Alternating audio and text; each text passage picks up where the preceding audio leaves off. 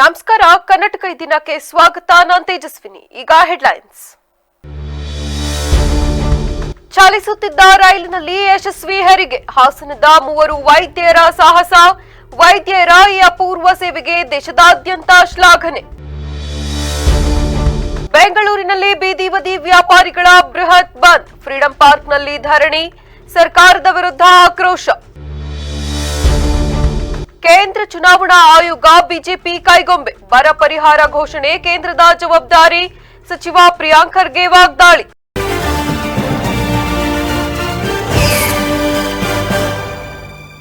ಚಲಿಸುತ್ತಿದ್ದ ರೈಲಿನಲ್ಲಿ ಏಕಾಏಕಿ ಹೆರಿಗೆ ನೋವಿನಿಂದ ತತ್ತರಿಸುತ್ತಿದ್ದ ಗರ್ಭಿಣಿಯೊಬ್ಬರಿಗೆ ಹಾಸನದ ಶ್ರೀ ಧರ್ಮಸ್ಥಳ ಆಯುರ್ವೇದ ವೈದ್ಯಕೀಯ ಕಾಲೇಜಿನ 3 ಸ್ನಾತಕೋತ್ತರ ವೈದ್ಯರು ಸಮಯ ಪ್ರಜ್ಞೆ ಮೆರೆದು ಯಶಸ್ವಿಯಾಗಿ ಹೆರಿಗೆ ಮಾಡಿಸಿದ್ದಾರೆ. ಮಗುವಿನ ಕುತ್ತಿಗೆಗೆ ಹೊಕ್ಕಳು ಬಳ್ಳಿ ಸುತ್ತಿಕೊಂಡಿದ್ದ ಕಠಿಣ ಪರಿಸ್ಥಿತಿಯಲ್ಲೂ ತಾಯಿ ಮಗುವಿನ ಪ್ರಾಣ ಉಳಿಸಿದ ವೈದ್ಯರ ಈ ಅದ್ಭುತ ಕಾರ್ಯಕ್ಕೆ ಸಾರ್ವಜನಿಕರಿಂದ ವ್ಯಾಪಕ ಪ್ರಶಂಸೆ ವ್ಯಕ್ತವಾಗುತ್ತಿದೆ. ಹಾಸನದ ಎಸ್ಡಿಎಂ ಆಯುರ್ವೇದ ಕಾಲೇಜಿನ ಸ್ನಾತಕೋತ್ತರ ವಿದ್ಯಾರ್ಥಿನಿಯರಾದ ಡಾಕ್ಟರ್ ರಶ್ಮಿ ಬೆಳಗಿ, ಡಾಕ್ಟರ್ ಲತಾಶ್ರೀ ಎನ್ ಹಾಗೂ ಡಾಕ್ಟರ್ ಶಾಹಿನ್ ಎಂ ಅವರು ರಾಷ್ಟ್ರೀಯ ಸಮ್ಮೇಳನವೊಂದರಲ್ಲಿ ಭಾಗವಹಿಸಲು ಹಾಸನದಿಂದ ವಾರಣಾಸಿಗೆ ರೈಲಿನಲ್ಲಿ ಪ್ರಯಾಣಿಸುತ್ತಿದ್ದರು. ರೈಲು ಚಲಿಸುತ್ತಿದ್ದಾಗ ಸಹ ಪ್ರಯಾಣಿಕೆಯಾಗಿದ್ದ ಗರ್ಭಿಣಿ ಮಹಿಳೆಗೆ ತೀವ್ರವಾದ ಹೆರಿಗೆ ನೋವು ಕಾಣಿಸಿಕೊಂಡಿದೆ. ಸೂಕ್ತ ವೈದ್ಯಕೀಯ ಸೌಲಭ್ಯಗಳಿಲ್ಲದ ಆ ಸಮಯದಲ್ಲಿ ಮಹಿಳೆ ನೆರಳಾಡುತ್ತಿರುವುದನ್ನು ಕಂಡು ಈ 3 ವೈದ್ಯರು ತಕ್ಷಣವೇ ಆಕೆಯ ನೆರವಿಗೆ ಧಾವಿಸಿದ್ದಾರೆ. ಹೆರಿಗೆಯ ಪ್ರಕ್ರಿಯೆ ಆರಂಭವಾದಾಗ ಮಗುವಿನ ಕುತ್ತಿಗೆಗೆ ಹೊಕ್ಕಳು ಬಳ್ಳಿ ಸುತ್ತಿಕೊಂಡಿರುವುದು ವೈದ್ಯರ ಗಮನಕ್ಕೆ ಬಂದಿದೆ.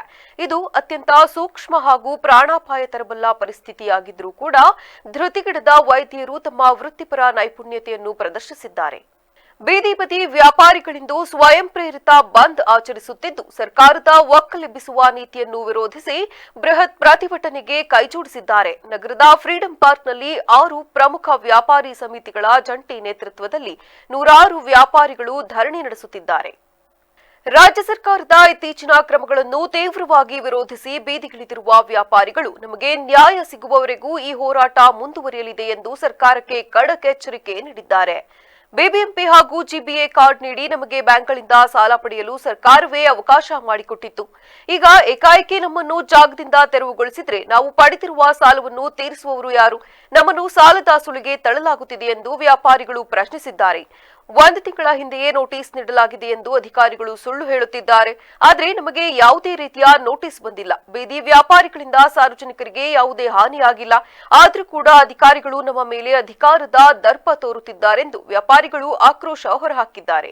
ಮತದಾರರ ವಿಶೇಷ ಪರಿಷ್ಕರಣೆ ಪ್ರಕ್ರಿಯೆ ಕುರಿತು ಬಿಜೆಪಿ ಜೆಡಿಎಸ್ ಕೇಂದ್ರ ಚುನಾವಣಾ ಆಯೋಗಕ್ಕೆ ದೂರು ನೀಡಿರುವ ಬೆನ್ನಲ್ಲೇ ಸಚಿವ ಪ್ರಿಯಾಂಕ್ ಖರ್ಗೆ ಅವರು ಕೇಂದ್ರ ಸರ್ಕಾರ ಹಾಗೂ ಚುನಾವಣಾ ಆಯೋಗದ ವಿರುದ್ಧ ತೀವ್ರ ವಾಗ್ದಾಳಿ ನಡೆಸಿದ್ದಾರೆ. ಬೆಂಗಳೂರಿನಲ್ಲಿ ಮಾಧ್ಯಮಗಳೊಂದಿಗೆ ಮಾತನಾಡಿದ ಅವರು ಎಸ್ಐಆರ್ ಪ್ರಕ್ರಿಯೆ ಹಾಗೂ ರಾಜ್ಯದ ಬರ ಪರಿಹಾರದ ಕುರಿತು ಸರ್ಕಾರದ ನಿಲುವನ್ನು ಸ್ಪಷ್ಟಪಡಿಸಿದರು. ಮತದಾರರ ಪಟ್ಟಿ ಪರಿಷ್ಕರಣೆಯಲ್ಲಿ ಕಾಂಗ್ರೆಸ್ ಅಧಿಕಾರ ದುರುಪಯೋಗ ಮಾಡಿಕೊಳ್ಳುತ್ತಿದೆ ಎಂಬ ವಿರೋಧ ಪಕ್ಷಗಳ ಆರೋಪವನ್ನು ಸಚಿವರು ಸಂಪೂರ್ಣವಾಗಿ ತಳ್ಳಿಹಾಕಿದರು. ನಾನು ಖುದ್ದಾಗಿ ದೆಹಲಿಗೆ ಹೋಗಿ ಆಯುಕ್ತ ಬಳಿ ಕಾಲಾವಕಾಶ ಕೇಳಿದ್ದೆ. ಆದರೆ ನಮ್ಮ ಮನವಿಗೆ ಸರಿಯಾಗಿ ಸ್ಪಂದಿಸದ ಆಯೋಗ ಬಿಜೆಪಿ ಮತ್ತು ಜೆಡಿಎಸ್ ನಾಯಕರು ಹೇಳಿದ ತಕ್ಷಣವೇ ಹೇಗೆ ಸ್ಪಂದಿಸುತ್ತದೆ? ಇದರಿಂದಲೇ ಗೊತ್ತಾಗುತ್ತದೆ ಕೇಂದ್ರ ಚುನಾವಣಾ ಆಯೋಗವು ಕೇಂದ್ರ ಸರ್ಕಾರದ ಕೈಗೊಂಬೆಯಾಗಿದೆ ಎಂದು ಆಕ್ರೋಶ ಹೊರಹಾಕಿದರು. ಡೆಲ್ಲಿ ಕೇಂದ್ರ ಚುನಾವಣಾ ಆಯೋಗಕ್ಕೆ ಕಂಪ್ಲೇಂಟ್ ಕೊಟ್ಟಿದ್ದಾರೆ ಸರ್ ಬಿಜೆಪಿ ಜೆಡಿಎಸ್ ಅವರು.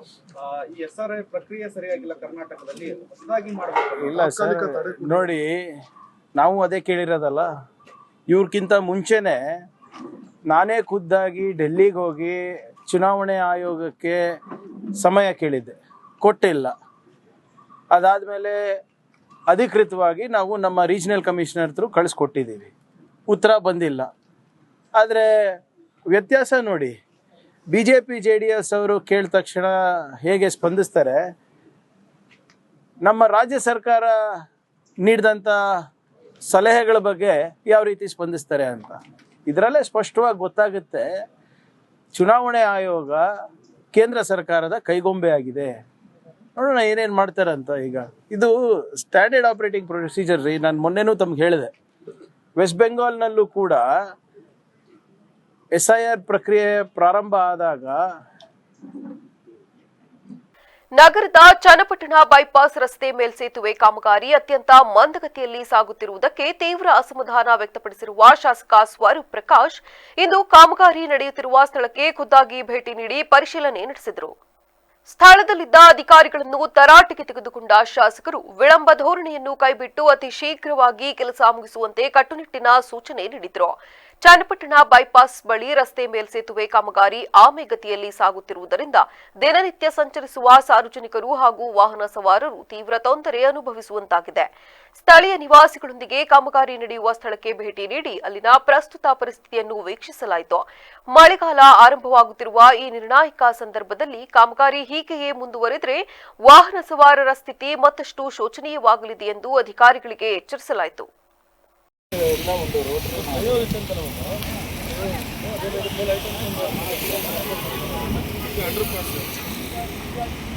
ಇದು ರೋಡ್ ಪೇ ಮಾಡ್ತಾರೆ, ದೊಡ್ಡ ಸರ್ಕಲ್ ಮಾಡಿ ಇದು ಡೆವಲಪ್ ಈಗ ಫ್ಲೈಓವರ್ ಮಾಡಬೇಕು ಅಂತ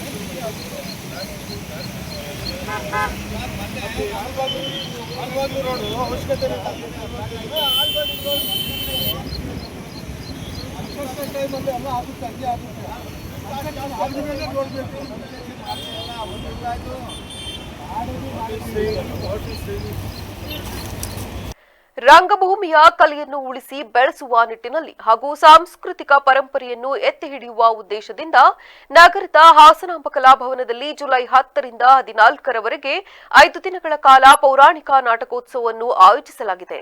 ಚಾಮುಂಡೇಶ್ವರಿ ಕ್ಷೇಮಾಭಿವೃದ್ಧಿ ಕಲಾ ಸಂಘದಿಂದ ಜುಲೈ 10ರಂದು ಕುರುಕ್ಷೇತ್ರ, ಜುಲೈ 11ರಂದು ಅನ್ನಪೂರ್ಣೇಶ್ವರಿ ಕಲಾ ಸಂಘದಿಂದ ಕುರುಕ್ಷೇತ್ರ, ಜುಲೈ 12ರಂದು ಮಾರುತಿ ರಂಗಭೂಮಿ ಸಾಂಸ್ಕೃತಿಕ ಕಲಾ ಸಂಘದಿಂದ ಸಂಪೂರ್ಣ ರಾಮಾಯಣ, ಜುಲೈ 13ರಂದು ಆದಿಶಕ್ತಿ ಕಲಾವಿದರ ಸಂಘದಿಂದ ಮುದ್ರಿಕಾ ಪ್ರಧಾನ ಅಥವಾ ಸಂಪೂರ್ಣ ರಾಮಾಯಣ ನಾಟಕವನ್ನು, ಜುಲೈ 14ರಂದು ಹೊಳೆನರಸೀಪುರದ ಸಿಂಗಮ್ಮದೇವಿ ಮತ್ತು ಶನೇಶ್ವರ ಕಲಾ ಸಂಘದಿಂದ ಶನಿ ಪ್ರಭಾವ ನಾಟಕವನ್ನು 5 ದಿನಗಳ ಕಾಲ ಆಯೋಜಿಸಿದ್ದು ಪ್ರತಿದಿನ ಬೆಳಗ್ಗೆ 10:30ಕ್ಕೆ ನಾಟಕ ಆರಂಭಗೊಳ್ಳಲಿದೆ. ಈ ಕಾರ್ಯಕ್ರಮಕ್ಕೆ ಉಚಿತ ಪ್ರವೇಶವಿದ್ದು ನಾಟಕ ಪ್ರಿಯರು, ಪ್ರೇಕ್ಷಕರು, ಸಾರ್ವಜನಿಕರು ಹೆಚ್ಚಿನ ಸಂಖ್ಯೆಯಲ್ಲಿ ಆಗಮಿಸಿ ಈ ಕಲಾ ಪ್ರದರ್ಶನವನ್ನು ಯಶಸ್ವಿಗೊಳಿಸಬೇಕೆಂದು ಸಂಘಟಕರು ವಿನಂತಿಸಿದ್ದಾರೆ.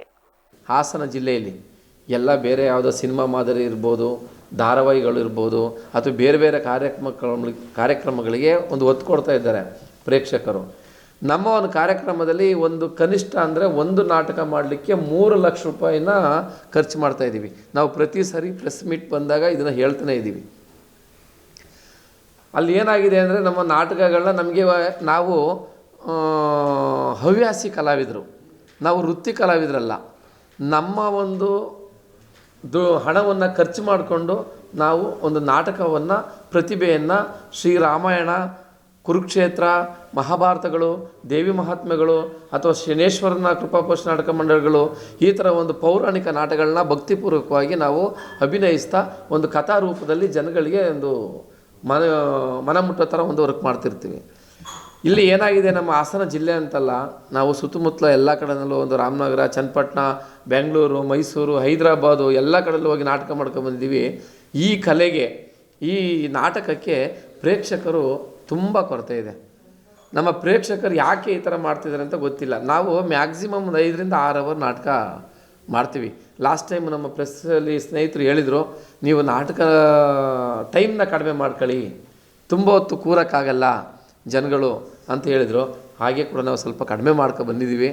ಆದಷ್ಟು ದಯಮಾಡಿ ಈ ನಾಟಕೋತ್ಸವ ರಾಜ್ಯ ಸರ್ಕಾರಿ ನೌಕರರ ಸಂಘದ ವತಿಯಿಂದ ಜುಲೈ 11ರಂದು ಬೆಂಗಳೂರಿನ ಅರಮನೆ ಮೈದಾನದಲ್ಲಿ ರಾಜ್ಯಮಟ್ಟದ ಪ್ರತಿಭಾ ಪುರಸ್ಕಾರ ಹಾಗೂ ನೂತನ ಮುಖ್ಯಮಂತ್ರಿ ಮತ್ತು ಉಪಮುಖ್ಯಮಂತ್ರಿಗಳಿಗೆ ಅಭಿನಂದನಾ ಸಮಾರಂಭವನ್ನು ಆಯೋಜಿಸಲಾಗಿದೆ ಎಂದು ಕರ್ನಾಟಕ ರಾಜ್ಯ ಸರ್ಕಾರಿ ನೌಕರರ ಸಂಘದ ಉಪಾಧ್ಯಕ್ಷ ಕೆಎಂ ಶ್ರೀನಿವಾಸ್ ಅವರು ತಿಳಿಸಿದ್ದಾರೆ.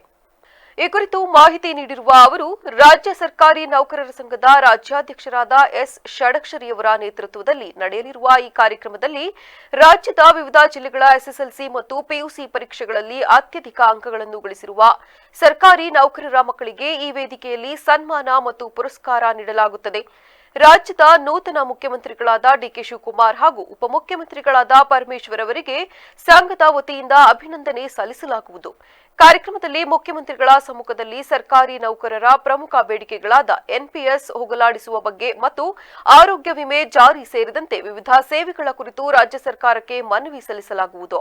ಹಾಗಾಗಿ ಹಾಸನ ಜಿಲ್ಲೆಯ ಎಲ್ಲಾ ಸರ್ಕಾರಿ ನೌಕರ ಬಂಧುಗಳು ಮತ್ತು ಪ್ರತಿಭಾವಂತ ವಿದ್ಯಾರ್ಥಿಗಳು ಪೋಷಕರೊಂದಿಗೆ ತಪ್ಪದೇ ಭಾಗವಹಿಸಬೇಕೆಂದು ವಿನಂತಿಸಿದ್ದಾರೆ. ಸರ್ಕಾರಿ ನೌಕರರ ಬಂಧುಗಳನ್ನು ದಿನಾಂಕ 11/7/2026 ಶನಿವಾರದ ಪ್ರತಿಭಾ ಪುರಸ್ಕಾರ ಕಾರ್ಯಕ್ರಮಕ್ಕೆ ಹೃತ್ಪೂರ್ವಕ ಸ್ವಾಗತವನ್ನು ಕೋರುತ್ತೇನೆ. ನಮ್ಮ ರಾಜ್ಯಾಧ್ಯಕ್ಷರಾದ ಸಿ ಎಸ್ ಷಡಕ್ಷರಿಯವರು ರಾಜ್ಯದ ಸಮಸ್ತ ಸರ್ಕಾರಿ ನೌಕರ ಬಂಧುಗಳ ಮಕ್ಕಳ ಪ್ರತಿಭಾ ಪುರಸ್ಕಾರ ಕಾರ್ಯಕ್ರಮವನ್ನು ಇದೇ ಶನಿವಾರ ಅರಮನೆ ಮೈದಾನದಲ್ಲಿ ಆಯೋಜನೆ ಮಾಡಲಾಗಿದೆ. ಆದ್ದರಿಂದ ಎಲ್ಲ ನಮ್ಮ ಹಾಸನ ಜಿಲ್ಲೆಯ ಪ್ರತಿಭಾವಂತ SLC ಮತ್ತು PUC ಪಾಸ್ ಆಗಿರುವ ಮಕ್ಕಳು ಪೋಷಕರೊಂದಿಗೆ ಇಲ್ಲಿಗೆ ಆಗಮಿಸಬೇಕು ಅಂತ ಎಲ್ಲ ನಮ್ಮ ಸಮಸ್ತ ಸರ್ಕಾರಿ ನೌಕರರನ್ನು ವಿನಂತಿಸ್ತೀನಿ. ಜೊತೆಯಲ್ಲಿ ಹೊಸದಾಗಿ ಮುಖ್ಯಮಂತ್ರಿಗಳಾಗಿ ಆಯ್ಕೆಯಾಗಿರುವಂಥ ನಮ್ಮ ರಾಜ್ಯದ ಮುಖ್ಯಮಂತ್ರಿಗಳಾದ ಡಿ ಕೆ ಶಿವಕುಮಾರ್ ಸಾಹೇಬರನ್ನು ಹಾಗೂ ಉಪಮುಖ್ಯಮಂತ್ರಿಗಳಾದ ಪರಮೇಶ್ವರ್ ಅವರನ್ನು ಈ ಒಂದು ಕಾರ್ಯಕ್ರಮದಲ್ಲಿ ಅಭಿನಂದನೆ ಸಲ್ಲಿಸುವಂಥ ಕಾರ್ಯಕ್ರಮವೂ ಸಹ ಇದೆ. ಜೊತೆಯಲ್ಲಿ ನಮ್ಮ ಸರ್ಕಾರಿ ನೌಕರ ಸಮಸ್ತ ಸರ್ಕಾರಿ ನೌಕರರ ಜ್ವಲಂತ ಸಮಸ್ಯೆಗಳಾದ NPS ಹೋಗಲಾಡಿಸುವ ಬಗ್ಗೆ, ಆರೋಗ್ಯ ವಿಮೆ ಬಗ್ಗೆ ಹಲವಾರು ಸಮಸ್ಯೆಗಳು. ಜಾತಿ ಗಣತಿ ವಿಚಾರದಲ್ಲಿ ರಾಜಕೀಯ ಬದ್ಧತೆಯ ಕೊರತೆ ಇರುವುದರಿಂದ ರಾಜ್ಯದಲ್ಲಿ ಹಿಂದುಳಿದ ವರ್ಗಗಳಿಗೆ ತೀವ್ರ ಅನ್ಯಾಯವಾಗುತ್ತಿದೆ ಎಂದು ಮಾಜಿ ಸಚಿವ ಪ್ರಮೋದ್ ಮಧ್ವರಾಜ್ ತೀವ್ರ ವಾಗ್ದಾಳಿ ನಡೆಸಿದ್ದಾರೆ. ಇಂದು ಬೆಳಗ್ಗೆ 11 ಗಂಟೆಗೆ ನಗರದ ಬಿಜೆಪಿ ಕಚೇರಿಯಲ್ಲಿ ಆಯೋಜಿಸಲಾಗಿದ್ದ ಸುದ್ದಿಗೋಷ್ಠಿಯನ್ನುದ್ದೇಶಿಸಿ ಮಾತನಾಡಿದ ಅವರು, ಮುಖ್ಯಮಂತ್ರಿ ಸಿದ್ದರಾಮಯ್ಯ ಹಾಗೂ ಕಾಂಗ್ರೆಸ್ ಸರ್ಕಾರದ ವಿರುದ್ಧ ಹರಿಹಾಯ್ದರು. 2013ರಲ್ಲಿ ಮೂಲ ಕಾಂಗ್ರೆಸ್ಸಿಗರನ್ನು ಮೂಲೆ ಗುಂಪು ಮಾಡಿ ಅಧಿಕಾರದ ಚುಕ್ಕಾಣಿ ಹಿಡಿದ ಮುಖ್ಯಮಂತ್ರಿ ಸಿದ್ದರಾಮಯ್ಯನವರು ಜಾತಿ ಗಣತಿಯ ವಿಚಾರದಲ್ಲಿ ಕೇವಲ ಮಾತಿನ ಶೂರರಾಗಿದ್ದಾರೆಯೇ ವಿನಃ ಅದನ್ನು ಕಾರ್ಯರೂಪಕ್ಕೆ ತರುವಲ್ಲಿ ವಿಫಲರಾಗಿದ್ದಾರೆಂದು ಮಧ್ವರಾಜ್ ಟೀಕಿಸಿದರು. ಸಿದ್ದರಾಮಯ್ಯನವರು ಅಧಿಕಾರಕ್ಕಾಗಿ ಪಕ್ಷದ ನಿಷ್ಠಾವಂತ ಮತ್ತು ಮೂಲ ನಾಯಕರನ್ನು ಕಡೆಗಣಿಸಿದ್ದಾರೆಂಬುದನ್ನು ಇದೇ ವೇಳೆ ಅವರು ಪುನರುಚ್ಚರಿಸಿದರು. ಬಹಿರಂಗಪಡಿಸಬೇಕು, 600 ಕೋಟಿ ರೂಪಾಯಿ ಖರ್ಚು ಮಾಡಿ ನೋಡಿ. ಈಗ ಕಾಂತರಾಜ್ ವರದಿಯನ್ನ ರಾಹುಲ್ ಗಾಂಧಿ ಅದನ್ನು ರಿಜೆಕ್ಟ್ ಮಾಡಿಬಿಟ್ಟು ಅಲ್ಲ, ಈಗ ಮಧುಸೂದನ್ ನಾಯಕ್ ಅವರು ವರದಿ ಅಕ್ಸೆಪ್ಟ್ ಮಾಡ್ಯಾರ ಸಿದ್ದರಾಮಯ್ಯ ಅವರು. ಈಗ ಅದನ್ನ ಪ್ರಕಟಪಡಿಸಬೇಕು ಅಂತಕ್ಕಂಥ ಡಿಮಾಂಡ್ ನಮ್ದಿದೆ, ಬಿಜೆಪಿಯ ಡಿಮಾಂಡ್ ಇದೆ. ಬಟ್ ಈಗ ನಾವು ಪ್ರಕಟಪಡಿಸಿ ಅಂದ್ರೆ ಹೈಕೋರ್ಟ್ ಏನ್ ಹೇಳಿದೆ, ಅದನ್ನ ಪ್ರಕಟಪಡಿಸಬಾರ್ದು ಅಂತ ಹೈಕೋರ್ಟ್ ಹೇಳಿದೆ.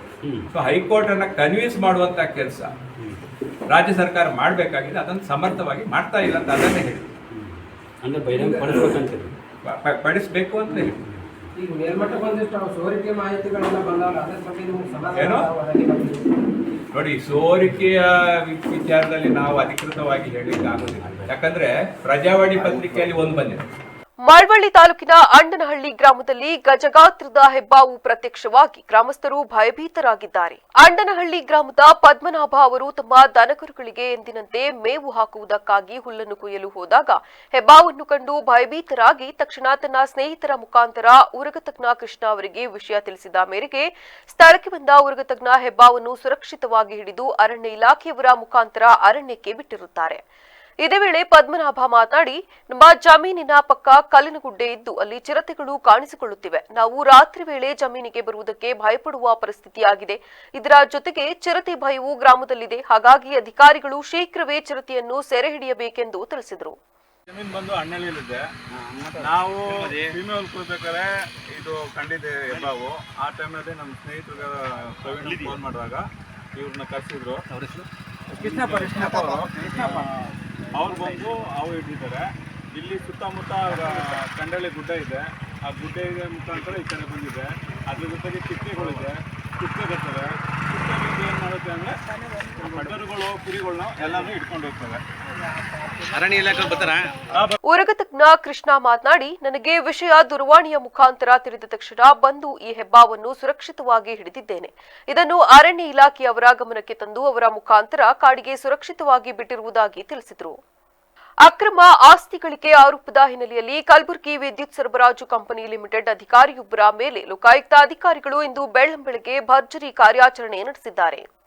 ಜೆಸ್ಕಾಂನ ಸಹಾಯಕ ಕಾರ್ಯನಿರ್ವಾಹಕ ಅಭಿಯಂತರ ಅಮೃತರಾವ್ ಯಲಾಲ್ ಎಂಬುವರ ಮನೆ ಕಚೇರಿ ಸೇರಿದಂತೆ ಕಲಬುರಗಿಯ ಬರೋಬ್ಬರಿ 7 ಸ್ಥಳಗಳ ಮೇಲೆ ಲೋಕಾಯುಕ್ತ ಅಧಿಕಾರಿಗಳ ತಂಡ ಏಕಕಾಲಕ್ಕೆ ದಾಳಿ ನಡೆಸಿ ದಾಖಲೆಗಳ ಪರಿಶೀಲನೆ ನಡೆಸುತ್ತಿದೆ. ಸೇಡಂ ರಸ್ತೆಯಲ್ಲಿರುವ ಫೇಬರ್ ಪ್ಲಾಟಿನಂ ಸ್ಟುಡಿಯೋದಲ್ಲಿ ಶೋಧ ಕಾರ್ಯ ನಡೆದಿದೆ. ನಂದೂರ್ ಇಂಡಸ್ಟ್ರಿಯಲ್ ಏರಿಯಾ ಹಾಗೂ ಕಲಬುರಗಿ ನಗರದ ವಿವಿಧೆಡೆ ಇರುವ ಫ್ಲಾಟ್ಗಳ ಮೇಲೆ ದಾಳಿ ಮಾಡಲಾಗಿದೆ.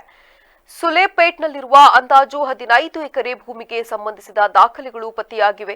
ಕಲಬುರಗಿ ನಗರದಲ್ಲಿರುವ ಇವರಿಗೆ ಸೇರಿದ ವಾಣಿಜ್ಯ ಮಳಿಗೆಗಳ ಮೇಲೂ ಅಧಿಕಾರಿಗಳು ಕಣ್ಣಿಟ್ಟಿದ್ದು ಪರಿಶೀಲನೆ ಮುಂದುವರೆಸಿದ್ದಾರೆ. ಲೋಕಾಯುಕ್ತ ಅಧಿಕಾರಿಗಳು ಪ್ರಸ್ತುತ ಕಡತಗಳು, ಬ್ಯಾಂಕ್ ಖಾತೆಗಳು ಹಾಗೂ ಆಸ್ತಿ ಪತ್ರಗಳ ತಪಾಸಣೆಯಲ್ಲಿ ತೊಡಗಿದ್ದಾರೆ. ತನಿಖೆ ಪೂರ್ಣಗೊಂಡ ಬಳಿಕವಷ್ಟೇ ಅಕ್ರಮ ಆಸ್ತಿಯ ನಿಖರ ಮೌಲ್ಯ ಬಹಿರಂಗವಾಗುವ ಸಾಧ್ಯತೆ ಇದೆ. ಕೊಪ್ಪಳ ಜಿಲ್ಲಾ ಯಲಬುರ್ಗಾ ತಾಲೂಕಿನ ಕುಡಗಂಟಿ ಗ್ರಾಮದಲ್ಲಿ ಪ್ರಥಮ ವರ್ಷದ ಎಂಜಿನಿಯರಿಂಗ್ ವಿದ್ಯಾಭ್ಯಾಸ ಮಾಡುತ್ತಿರುವ ವಿದ್ಯಾರ್ಥಿನಿ ಬೇಗಂ ಅವರಿಗೆ ಜಿಲ್ಲಾ ಬಿಜೆಪಿ ಉಪಾಧ್ಯಕ್ಷ ಅರವಿಂದ್ ಗೌಡ ಎಸ್ ಪಾಟೀಲ್ ಉಚಿತ ಲ್ಯಾಪ್ಟಾಪ್ ವಿತರಿಸಿ ಪ್ರೋತ್ಸಾಹ ನೀಡಿದರು. ನಂತರ ಮಾತನಾಡಿದ ಅವರು, ಇಂದಿನ ಆಧುನಿಕ ಜಗತ್ತಿನಲ್ಲಿ ಡಿಜಿಟಲ್ ಶಿಕ್ಷಣವನ್ನು ಪ್ರೋತ್ಸಾಹಿಸುವುದು ಮತ್ತು ವಿದ್ಯಾರ್ಥಿಗಳ ಜೀವನ ಶೈಲಿಯನ್ನು ಸುಧಾರಿಸುವ ಉದ್ದೇಶದಿಂದ ಪ್ರಸ್ತುತ ಪರಿಸರದಲ್ಲಿ ತಂತ್ರಜ್ಞಾನವು ದಿನದಿಂದ ದಿನಕ್ಕೆ ಮುಂದುವರಿಯುತ್ತಿರುವುದರಿಂದ ಯುವಜನರು ಕಂಪ್ಯೂಟರ್ ಅಥವಾ ಲ್ಯಾಪ್ಟಾಪ್ಗಳ ಜ್ಞಾನವನ್ನು ಹೊಂದಿರುವುದು ಗಮನಾರ್ಹವಾಗಿ ಮುಖ್ಯವಾಗಿದೆ. ತಾಲೂಕಿನ ಎಲ್ಲಾ ವಿದ್ಯಾರ್ಥಿಗಳು ಉಜ್ವಲ ಭವಿಷ್ಯ ಹೊಂದಲಿ ಎಂದು ಹಾರೈಸಿದರು. ಎಲ್ಲ ಸಮಾಜದ ಹಿರಿಯರು ಮತ್ತು ಸಾಕಷ್ಟು ನಮ್ಮ ಕುಟುಂಬದ ಜೊತೆಗೆ ಒಡನಾಟ ಇತ್ತು. ಪ್ರತಿಯೊಬ್ಬರು ಕೂಡ ಮನೆಯವರು ಹಾಗೆ ಇದ್ದಂಗಿದ್ವಿ. ಒಂದು ಕುಟುಂಬದ ಬಾಂಧವ್ಯ ಇತ್ತು. ಇವತ್ತು ಇಲ್ಲಿರುವಂಥ ಏನು ಬಸವರಾಜ್ ಅವರು ಇರ್ಬೋದು, ಶಂಕರಗೌಡರು ಇರ್ಬೋದು, ಎಲ್ಲರೂ ಹೇಳಿದಾಗ ಇಲ್ಲ ಆ ವಿದ್ಯಾರ್ಥಿಗೆ ಬಡವರು ಇದ್ದಾರೆ, ಅವರಪ್ಪ ಇವತ್ತೇನು ಟೇಲರ್ ಕೆಲಸ ಮಾಡ್ಕೊತ ಇವತ್ತು ಇಂಜಿನಿಯರಿಂಗ್ ಓದಿಸಿದ್ದಾರೆ, ಅವರ ತಾಯಿ ಕೂಡ ಸಮಾಜ ಸೇವೆಯಲ್ಲಿ ಗ್ರಾಮ ಪಂಚಾಯತಿ ಸದಸ್ಯರಾಗೋದ್ರ ಮುಖಾಂತರ ನನ್ನ ಹೃತ್ಪೂರ್ವಕ ಧನ್ಯವಾದಗಳು. ನಾನು ಇವಾಗ ಓದ್ತಿರುವುದು BTech in bachelor of technology in computer science engineering with specialization blockchain. Presidency university ಎಂಬ ಕಾಲೇಜಲ್ಲಿ ಓದ್ತಿದ್ದೇನೆ. ಇವಾಗ 4 ವರ್ಷ ಕೋರ್ಸ್ ಇದೆ ಇಂಜಿನಿಯರಿಂಗು. ಮೊದಲನೇ ವರ್ಷ ಮುಗಿದೋಯ್ತು, ಅದು ರಿಸಲ್ಟ್ ಬಂದಾಗಿದೆ. ಫಸ್ಟ್ನೇ ವರ್ಷದ್ದು 9.15 ಅಂದರೆ 9.15 CGP ಬಂದಿದೆ. ಅದು 9 CGP ತೆಗೆಯೋದು ತುಂಬ ಕಷ್ಟಪಟ್ಟು 9 CGP ತಗೊಂಡಿದ್ದೀನಿ. ತುಂಬ ಖುಷಿಯಾಗಿದೆ ಅದರಲ್ಲಿ. ಇದೇ ವೇಳೆ ಪ್ರಮುಖರಾದ ಅಶೋಕ್ ಕೋಳಿಹಾಳ್ ಕುಡಗಂಟಿ, ಕಲ್ಲನಗೌಡ ಪಾಟೀಲ, ದಳಪತಿ ಶಂಕರಗೌಡ ಪಾಟೀಲ್, ಸಿದ್ದಯ್ಯಸ್ವಾಮಿ ಹಿರೇಮಠ, ಶಂಕರಗೌಡರು ಪಾಟೀಲ ಇತರರು ಹಾಜರಿದ್ದರು. ತುಮಕೂರು ಜಿಲ್ಲೆಯ ಹೇಮಾವತಿ ಎಕ್ಸ್ಪ್ರೆಸ್ ಲಿಂಕ್ ಕೆನಾಲ್ ಕಾಮಗಾರಿ, ಮತದಾರರ ಪಟ್ಟಿ ಪರಿಷ್ಕರಣೆ ಲೋಪದೋಷಗಳು ಹಾಗೂ ಸ್ಥಳೀಯ ಸಂಸ್ಥೆಗಳ ಚುನಾವಣೆ ಕುರಿತಂತೆ ಡಿಸಿಎಂ ಜಿ ಪರಮೇಶ್ವರ್ ಮಾಧ್ಯಮಗಳ ಮುಂದೆ ಸರ್ಕಾರದ ನಿಲುವನ್ನು ಸ್ಪಷ್ಟಪಡಿಸಿದ್ದಾರೆ. ಹೇಮಾವತಿ ಎಕ್ಸ್ಪ್ರೆಸ್ ಲಿಂಕ್ ಕಾಮಗಾರಿ ಕುರಿತು ಕೇಳಲಾದ ಪ್ರಶ್ನೆಗೆ ಉತ್ತರಿಸಿದ ಅವರು, ಯೋಜನೆ ಯಾವುದೇ ಕಾರಣಕ್ಕೂ ನಿಲ್ಲುವುದಿಲ್ಲ ಎಂದು ಸ್ಪಷ್ಟಪಡಿಸಿದರು. ಈ ಕಾಮಗಾರಿ ಕುರಿತು ಸರ್ಕಾರ ಈಗಾಗಲೇ ದೃಢ ತೀರ್ಮಾನ ಮಾಡಿದೆ.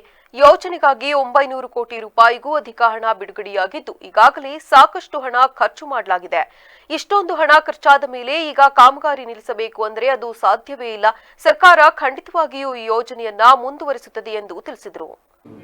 ಚುನಾವಣಾ ಆಯೋಗ ಎಕ್ಸಾಮಿನ್ ಮಾಡಲಿ, ಏನು ದೂರು ಕೊಟ್ಟಿದ್ದಾರೆ ಅದನ್ನು ಎಕ್ಸಾಮಿನ್ ಮಾಡಲಿ. ನಾವು ಅದಕ್ಕೆ ಯಾವುದೇ ರೀತಿಯಲ್ಲಿ ನಮ್ಮ ಪಾತ್ರನೂ ಇಲ್ಲ, ನಾವು ಅದಕ್ಕೆ ತಲೆ ಕೆಡಿಸ್ಕೊಳ್ಳೋಕೆ ಹೋಗಲ್ಲ. ನಿನ್ನೆ ತಾನೇ ಮುಖ್ಯಮಂತ್ರಿಗಳು ಪ್ರತಿಕ್ರಿಯೆ ಮಾಡಿದ್ದಾರೆ. ನಾವು ಗ್ರಾಮ ಪಂಚಾಯಿತಿಯಿಂದ ಹಿಡಿದು ಜಿಲ್ಲಾ ಪಂಚಾಯಿತಿವರೆಗೂ ಚುನಾವಣೆಗಳನ್ನ ಮಾಡ್ತೇವೆ ಅಂತ. ಅದು ಸಂದರ್ಭ ಇದು ಏನು ತೀರ್ಮಾನ ಯಾವಾಗ ಅನ್ನೋದನ್ನು ಮಾಡ್ತೇವೆ. ತುಮಕೂರಲ್ಲೂ ಕೂಡ ಮಸೀದಿಗಳಲ್ಲಿ ಶಾದಿಮಾಲಿಗಳಲ್ಲಿ ನಡೀತಾ ಇದೆ SIR ಅನ್ನುವಂಥದ್ದು. ಅದನ್ನು BLOಗಳು ವಿಚಾರ ಮಾಡಲಿ. ಯಾವ BLO ಅದಕ್ಕೆ ಅಲೋ ಮಾಡಿದ್ದಾರೆ ಅವ್ರ ಜವಾಬ್ದಾರಿ, ಅವ್ರ ಮೇಲೆ ಕ್ರಮ ತಗೊಳ್ಳಿ ಎಲೆಕ್ಷನ್ ಕಮಿಷನ್. ರಾಜ್ಯ ಕಾಂಗ್ರೆಸ್ ಸರ್ಕಾರವು SIR ಪ್ರಕ್ರಿಯೆಯನ್ನು ಸಂಪೂರ್ಣವಾಗಿ ದುರುಪಯೋಗ ಮಾಡಿಕೊಂಡು ಮತದಾರರ ಪಟ್ಟಿಯನ್ನು ತಿರುಚುತ್ತಿರುವುದರ ವಿರುದ್ಧ ಜೆಡಿಎಸ್ ಮತ್ತು ಬಿಜೆಪಿ ನೇತೃತ್ವದ NDA ನಿಯೋಗ ರಾಷ್ಟ್ರದ ಮುಖ್ಯ ಚುನಾವಣಾ ಆಯುಕ್ತರಿಗೆ ದೂರು ಸಲ್ಲಿಸಿತು. ಈ ಸಂದರ್ಭದಲ್ಲಿ ಮಾತನಾಡಿದ ಸಚಿವ HD ಕುಮಾರಸ್ವಾಮಿ ಅವರು, ರಾಜ್ಯದಲ್ಲಿ ನಡೆಯುತ್ತಿರುವ ಅಕ್ರಮಗಳ ಬಗ್ಗೆ ಅತ್ಯಂತ ವಿವರವಾಗಿ ಮುಖ್ಯ ಚುನಾವಣಾ ಆಯುಕ್ತರಿಗೆ ಮನವರಿಕೆ ಮಾಡಿಕೊಟ್ಟಿದ್ದೇವೆ. ಈ ಬಗ್ಗೆ ತಕ್ಷಣ ಗಮನ ಹರಿಸುವುದಾಗಿ ಅವರು ಭರವಸೆ ನೀಡಿದ್ದಾರೆ. ರಾಜ್ಯದಲ್ಲಿ ಚುನಾವಣಾ ವ್ಯವಸ್ಥೆಯ ಶುದ್ಧೀಕರಣಕ್ಕೆ ಹೆಚ್ಚಿನ ಕ್ರಮಗಳು ಅಗತ್ಯ ಎಂಬ ನಮ್ಮ ಬೇಡಿಕೆಗೆ ಅವರು ಸ್ಪಂದಿಸಿದ್ದಾರೆಂದು ತಿಳಿಸಿದರು. ಈಗಾಗಲೇ ಇವತ್ತು ನವದೆಹಲಿಯಲ್ಲಿ ಮುಖ್ಯ ಚುನಾವಣಾ ಆಯುಕ್ತರು ಹಾಗೂ ಅವರ ಇಬ್ಬರು ಕೊಲೀಗ್ಸ್ ಏನಿದ್ದಾರೆ ಅವರು 3 ಜನವು ಪ್ರಹ್ಲಾದ್ ಜೋಶಿಯವರು, ನಾನು, ಸೋಮಣ್ಣ ಅವರು, ಶೋಭಾ ಕರಂದ್ಲಾಜೆ ಅವರು, ಅಶೋಕ್ ಅವರು, ನಾರಾಯಣ ಸ್ವಾಮಿ ಅವರು ಮತ್ತು ನಮ್ಮ ಪಕ್ಷದ ಮುಖಂಡಗಳಾಗಿರ್ತಕ್ಕಂಥ ಸುರೇಶ್ ಬಾಬು, ಲೋಕಸಭಾ ಸದಸ್ಯರು ಮಲ್ಲೇಶ್ ಅವರು, ಬಂಡಪ್ಪ ಕಾಶ್ಯಪ್ನವರು, ಶ್ರೀನಿವಾಸ್ ಪೂಜಾರಿ ಇದ್ದಾರೆ, ಅರವಿಂದ ಬೆಲ್ಲದವರಿದ್ದಾರೆ. ಎಲ್ಲರೂ ಸಹ ಇವತ್ತೇನು ಭೇಟಿ ಮಾಡಿದ್ದೇವೆ. ಈಗಾಗಲೇ ಪ್ರಹ್ಲಾದ್ ಜೋಶಿ ಅವರು ಹೇಳಿದಂಥ ರೀತಿಯಲ್ಲಿ ನಾವೆಲ್ಲರೂ 2 ಪಕ್ಷಗಳ ಮುಖಂಡರು ರಾಜ್ಯ ಸರ್ಕಾರದ ಅಲ್ಲಿರ್ತಕ್ಕಂಥ ಚುನಾವಣಾ CEO ಏನಿದ್ದಾರೆ ಕರ್ನಾಟಕ ರಾಜ್ಯದಲ್ಲಿ ಅವರಿಗೀಗಾಗಲೇ ಮಾಧ್ಯಮಗೋಷ್ಠಿಯಲ್ಲಿ ಕೇಂದ್ರದ ಪ್ರಹ್ಲಾದ್ ಜೋಶಿ, ಕೇಂದ್ರ ಸಚಿವರಾದ ವಿ ಸೋಮಣ್ಣ, ವಿಧಾನಸಭೆಯ ಪ್ರತಿಪಕ್ಷ ನಾಯಕರಾದ ಆರ್ ಅಶೋಕ್, ವಿಧಾನ ಪರಿಷತ್ ಪ್ರತಿಪಕ್ಷ ನಾಯಕರಾದ ಛಲವಾದಿ ನಾರಾಯಣಸ್ವಾಮಿ, ವಿಧಾನಸಭೆಯ ಜೆಡಿಎಸ್ ನಾಯಕ ಸಿಬಿ ಸುರೇಶ್ ಬಾಬು ಮುಂತಾದವರು ನಿಯೋಗದಲ್ಲಿ ಹಾಜರಿದ್ದರು. ಫುಟ್ಪಾತ್ ಒತ್ತುವರಿ ತೆರವು ಕಾರ್ಯದಲ್ಲಿರುವ ಲೋಪದೋಷಗಳನ್ನು ಅಧಿಕಾರಿಗಳು ಸರಿಪಡಿಸಬೇಕೆಂದು ಭೀಮ್ ಪ್ರಜಾ ಸಂಘದ ರಾಜ್ಯಾಧ್ಯಕ್ಷ ವೈಟ್ಫೀಲ್ಡ್ ಮುರುಗೇಶ್ ಆರೋಪಿಸಿದ್ದಾರೆ. ಕ್ಷೇತ್ರದ ವೈಟ್ಫೀಲ್ಡ್ನಲ್ಲಿ ರಸ್ತೆ ಬದಿಗಳಲ್ಲಿ ಹಾಗೂ ರಸ್ತೆ ವಿಭಜಕದಲ್ಲಿ ಹಾಕಿರುವ ಅನಧಿಕೃತ ಹೋಲ್ಡಿಂಗ್ಸ್ಗಳ ವಿರುದ್ಧ ಕ್ರಮ ಕೈಗೊಳ್ಳದಿರುವ ಅಧಿಕಾರಿಗಳ ಬಗ್ಗೆ ಬೇಸರ ವ್ಯಕ್ತಪಡಿಸಿದರು.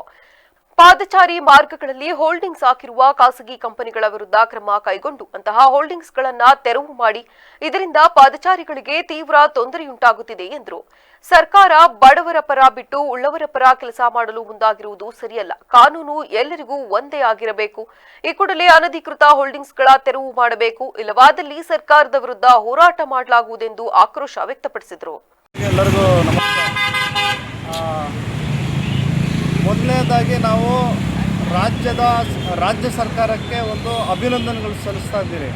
ಯಾಕಪ್ಪ ಅಂದರೆ ಏನು ಫುಟ್ಪಾತ್ ಮೇಲೆ ಇರ್ತಕ್ಕಂಥ ಎಲ್ಲ ಪ್ರತಿಯೊಂದು ಈ ಹೋಟೆಲ್ಗಳನ್ನೆಲ್ಲ ತೆರವು ಮಾಡಬೇಕನ್ನೋದು ಏನು ನಮ್ಮ ಕೃಷ್ಣಬೈರೇಗೌಡರು ಒಳ್ಳೆಯ ಆದೇಶ ಹೊರಡಿಸವ್ರೆ. ಅದ್ರ ಜೊತೆಯಲ್ಲಿ ಅಧಿಕಾರಿಗಳು ಕೃಷ್ಣ ಬೈರೇಗೌಡರ ಅವರ ಮಾತಿನ ಪ್ರಕಾರ ಮಾಡ್ತಾ ಇದ್ದಾರಾ ಅನ್ನೋದು ನಮಗೆ ಒಂದು ಪ್ರಶ್ನೆ. ಯಾಕಂದರೆ ಫುಟ್ಪಾತ್ ಮೇಲೆ ಇರ್ತಕ್ಕಂಥ ಪ್ರತಿಯೊಂದು ತೆರವು ಮಾಡಬೇಕು ಅಂತೇಳಿ ಕೃಷ್ಣ ಬೈರೇಗೌಡರು ಸಚಿವರು ಹೇಳಿಕೆ ಕೊಟ್ಟಿದ್ದಾರೆ. ಅದರ ಪ್ರಕಾರ ಮಾಡಿಲ್ಲ ಅನ್ನೋದು ನಮ್ಮ ದೂರು. ಉದಾಹರಣೆ ಏನು ಬೇಡ, ಈಗ ಹೋಟೆಲ್ನ ತೆರವು ಮಾಡಿದ್ರೆ ಅವ್ರನ್ನ ಯಾರೂ ಕೇಳಲ್ಲ, ಅವರು ಬಡಪಾಯಿಗಳು, ಅವರು ಬಡವರು, ಅವ್ರನ್ನ ಕೇಳೋರು ಯಾರೂ ಇಲ್ಲ ಅಂತೇಳಿ ಅವ್ರನ್ನ ಏಕಾಏಕಿ ನೀವು ತೆರವು ಮಾಡ್ತೀರಾ. ಆದರೆ ಫುಟ್ಪಾತ್ ಮೇಲೆ ಇರ್ತಕ್ಕಂಥ ಈಗ ಮತ್ತೊಮ್ಮೆ ಹೆಡ್ಲೈನ್ಸ್. ಚಲಿಸುತ್ತಿದ್ದ ರೈಲಿನಲ್ಲಿ ಯಶಸ್ವಿ ಹೆರಿಗೆ, ಹಾಸನದ 3 ವೈದ್ಯರ ಸಾಹಸ, ವೈದ್ಯರ ಈ ಅಪೂರ್ವ ಸೇವೆಗೆ ದೇಶದಾದ್ಯಂತ ಶ್ಲಾಘನೆ. ಬೆಂಗಳೂರಿನಲ್ಲಿ ಬೀದಿ ಬದಿ ವ್ಯಾಪಾರಿಗಳ ಬೃಹತ್ ಬಂದ್, ಫ್ರೀಡಂ ಪಾರ್ಕ್ನಲ್ಲಿ ಧರಣಿ, ಸರ್ಕಾರದ ವಿರುದ್ಧ ಆಕ್ರೋಶ. ಕೇಂದ್ರ ಚುನಾವಣಾ ಆಯೋಗ ಬಿಜೆಪಿ ಕೈಗೊಂಬೆ, ಬರ ಪರಿಹಾರ ಘೋಷಣೆ ಕೇಂದ್ರದ ಜವಾಬ್ದಾರಿ, ಸಚಿವ ಪ್ರಿಯಾಂಕ್ ಖರ್ಗೆ ವಾಗ್ದಾಳಿ. ಕ್ಷಣ ಕ್ಷಣದ ಸುದ್ದಿಗಾಗಿ ನೋಡ್ತಾ ಇರಿ ವಿವಿಸಿ ಟಿವಿ, ಸತ್ಯದ ಕಡೆ ನಮ್ಮ ನಡೆ.